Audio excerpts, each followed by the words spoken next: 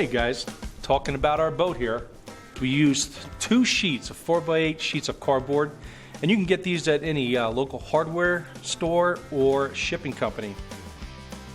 And what we did is we used our utility knife to cut the seams in. Make sure you have a good hot glue gun. Hot glue gun is very important. Make sure you have extra glue sticks, and clamps are pretty important. So when you're holding this stuff together, you have a good clamp on everything. And we painted it, aged it.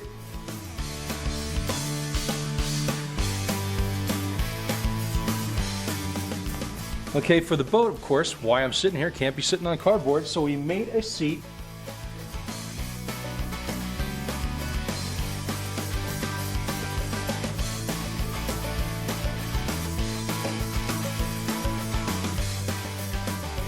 Simple to fit inside the boat here. We didn't have to paint anything because you're really not going to see it from the sight lines of the stage. So that way somebody can sit here in the boat. And then we named the back of the boat. Yes, es Jacques. For Jacques Lacroix. You know, when we brought our cardboard together here, I didn't quite like how it was kind of open. So what we did is we took our scrap cardboard, made a front piece, made the edge over it, hot glued it all together, and look at that. Gave us a solid boat. Then we took some twine or some rope that we had left over.